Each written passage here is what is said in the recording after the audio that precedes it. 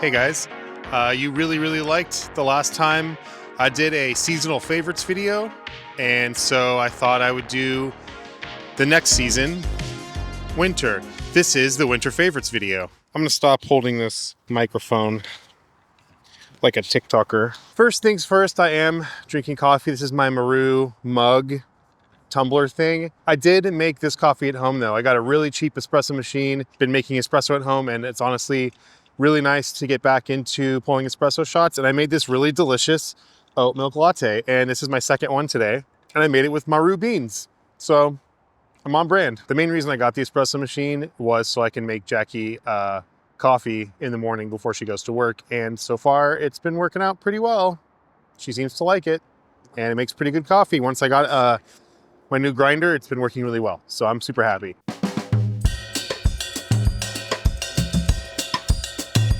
I figured today I'd start out with my clothing segment. This winter hasn't been super cold. It's pretty cold today. It's like the perfect day to do my winter favorites because it actually kind of looks like winter in Los Angeles for once. It's been raining. It's kind of sprinkling right now actually, and it's cold. I'm pretty cold. It's not like that cold, but it's cold enough that I wanted to wear this awesome corduroy Uniqlo button-down overshirt thing. I'm really bummed. I only got one of them and they already stopped making them. I got this one because green's my favorite color. I wish I would have gotten it in brown and cream and all the other colors that they had, but I was too slow. But I really love this color. I love how comfortable this shirt is. It's pretty warm. It's not like gonna make me sweat a bunch if I'm wearing it on a warmer day. I think it looks cool. I like how soft it is.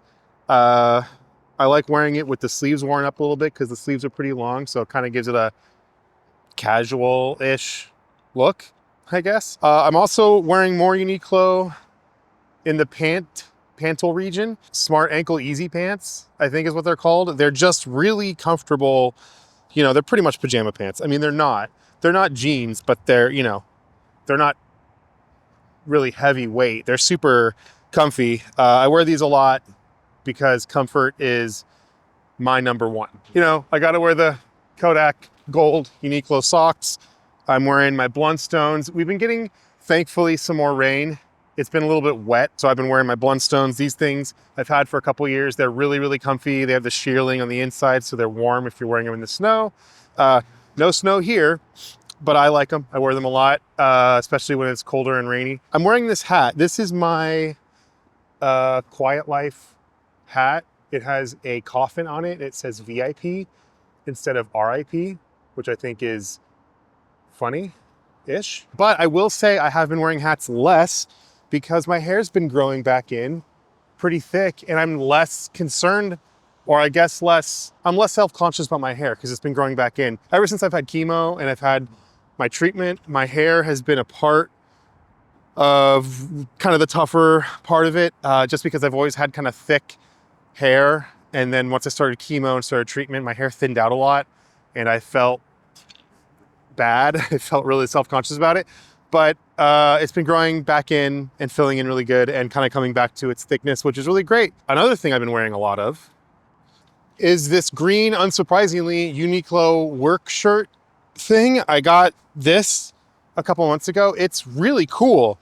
I didn't realize that Uniqlo were making like this kind of like work shirt overshirt thing. It's a little bit different than the corduroy one. The corduroy one just has these two open pockets. These ones obviously have flaps and buttons. Again, with the wide, long sleeves, so I wear them cuffed up a little bit.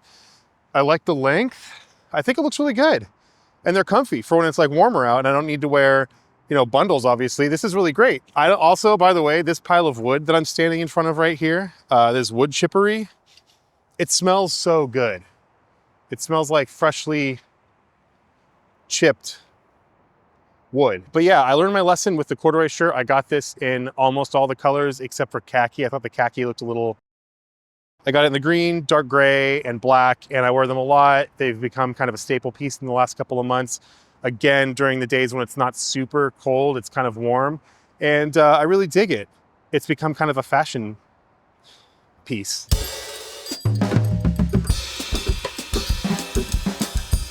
You'll notice I'm wearing something else. And this is a nice segue into the camera section of the video. This is my Nikon F2. I have two of them. This is the black one. I have a silver one as well. And this is the one that currently has the 105 2.5 millimeter lens on it. I've been getting back into 35 millimeter. I kind of like abandoned it for a while.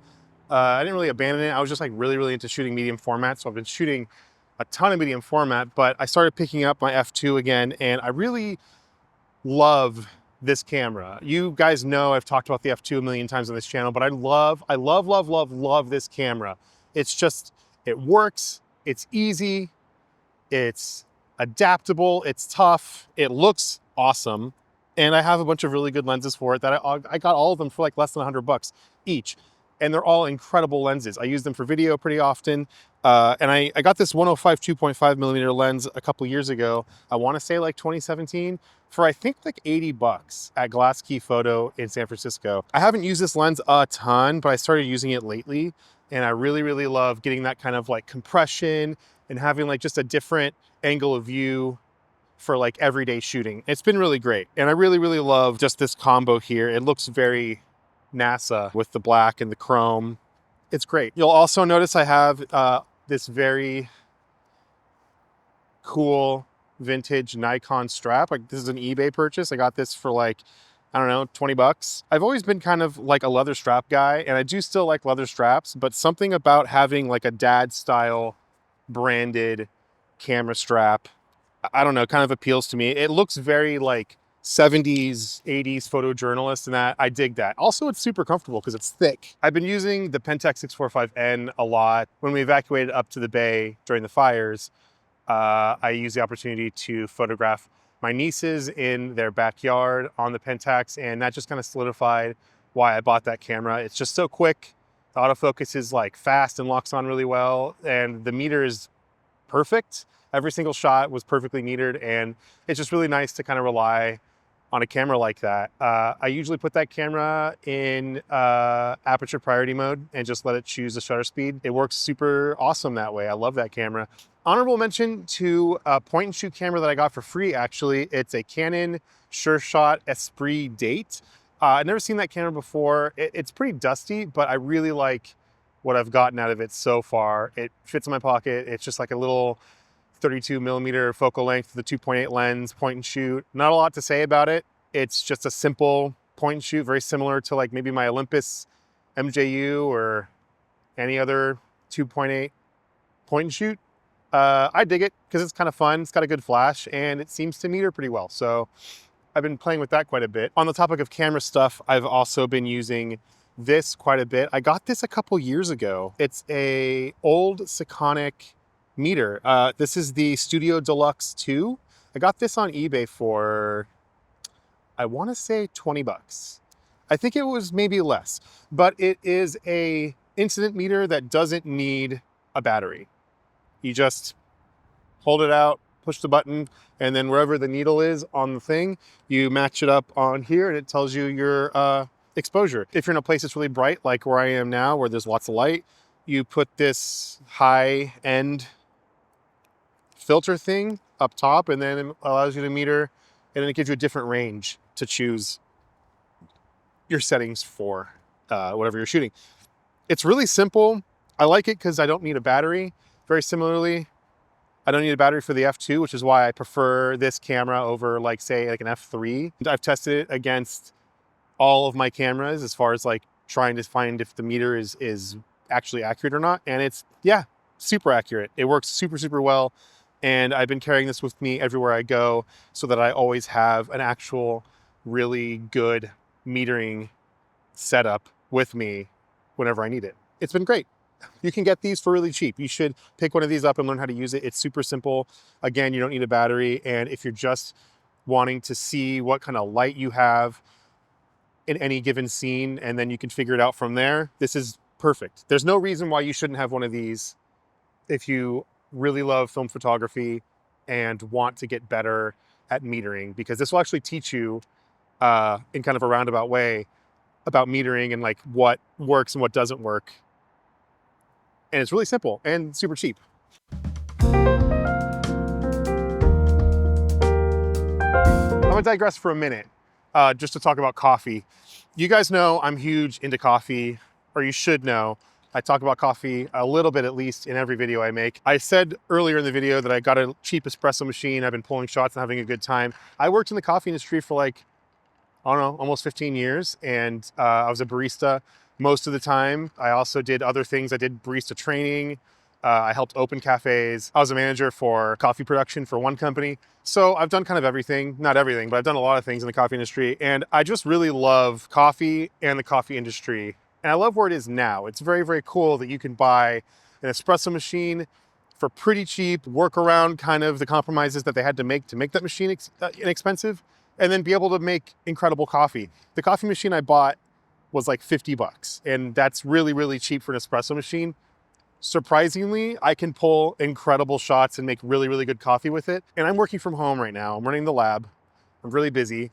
And sometimes I just don't have the time to get in my car and drive over to like my favorite cafe and get coffee. Sometimes that's like an hour trip because this is Los Angeles. Nothing is close and nothing is a quick trip. Everything takes 45 minutes to an hour, even if you're going down the street. Getting that espresso machine has been really fun for me, and I've been having a good time messing around with different types of coffee, getting different shots of espresso out of it, seeing how they kind of work and how they taste differently.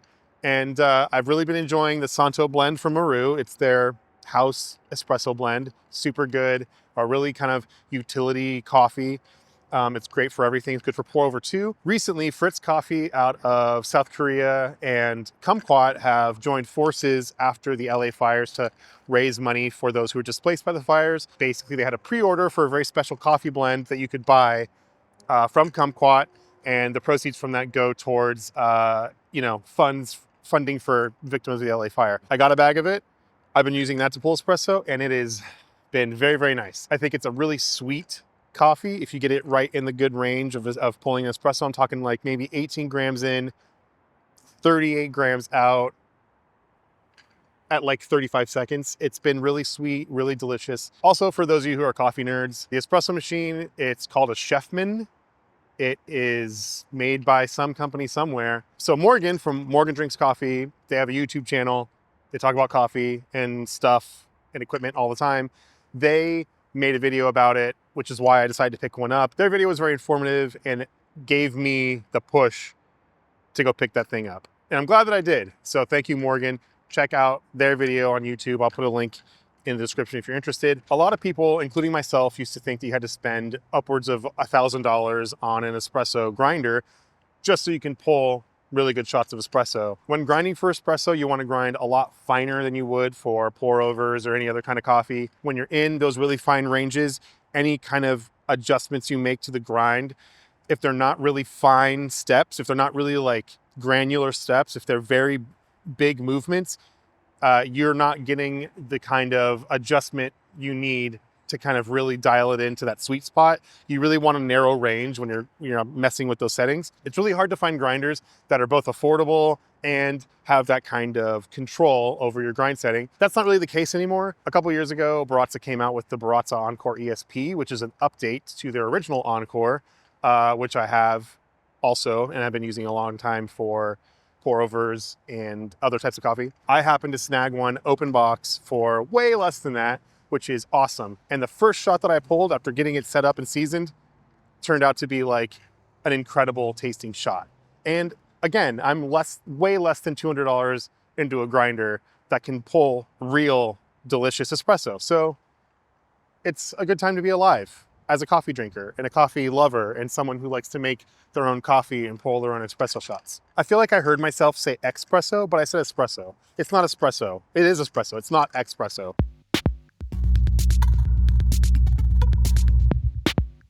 In the tradition of the one other video that I made about my favorites, books. I talked about Matt Day's book in the last video. I'm still really enjoying that book a lot. My friend Dave put out a book called Send It. This is a bunch of Dave's photography. He typically does action photography like BMX, skateboarding, inline blading, and he does a lot of it, the vast majority of it, on 4x5 slide film, on Ektachrome, which is incredible. That's a very finicky film to shoot, even on the best days and the best conditions. But he does it with strobes, outdoors, while photographing somebody doing extreme sports tricks in the day and in the night. It's insane. He is incredibly dedicated to everything he does photography.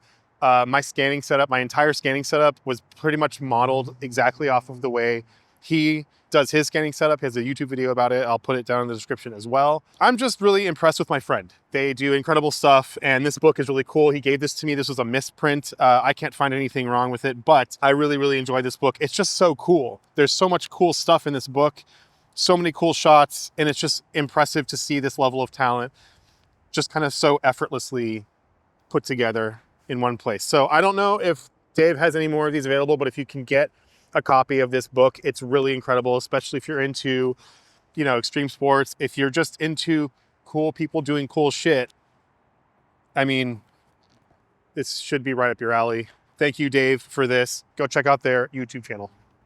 Okay, is there anything else? Anything I didn't cover? Whoa, okay. That's a lot softer than I thought it was. Am I missing anything?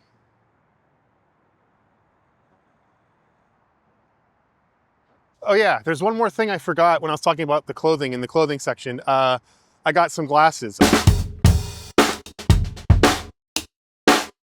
I usually wear these. This is my like newest pair of these glasses. They're very simple. They come with like a sunglasses snap-on attachment. They're just like nice glasses. They're lightweight. I kind of dig them, but I got new glasses and they're kind of way different than I'm used to. But what do you guys think? Do we like these? Are these cool? Is this too try-hard? I do think they kind of look, I don't know, they're kind of fashiony. I just want to try something new. So I got these. They're comfortable, they're big, but they're good for wearing when I'm doing long editing sessions or when I'm processing film or something and I need something lightweight that's not gonna like dig little divots into my nose like these sometimes do. I don't know. Let me know in the comments if you think that I should wear these glasses more, because, you know, it's fashion. Okay, I think that's it for winter favorites. I'm cold, it's cold here. I do really like the smell of this wood though. It smells great. But yeah, I'm cold. I think it's gonna start raining again soon. Thank you for watching. Thanks for coming to this video. When the springtime comes, I'll make sure to make a spring favorites video. Just so everyone knows, I've had some pushback on this. The first day of spring is March 20th. It always is, every single year. It changes the days because the date of the 20th changes the days too, but the first day of spring is always on the 20th. Do your research. The reason I'm so passionate about this is because March 20th is also my birthday. Don't tell me. I have a very specific knowledge of the first day of spring because I've lived it for 38 years, okay? Thank you. So after my birthday, I will have another video of spring favorites, probably right before summer. Thank you guys for coming to watch this video. Thank you for being here. Thank you for the support. Follow me on Instagram, follow the lab on Instagram, join the Patreon, join the Discord. Let me know what you think in the comments. Let me know if I missed anything. Let me know if there's anything you want to see in my spring favorites video. I hope you have a great rest of your winter, and I'll see you pretty soon. Goodbye.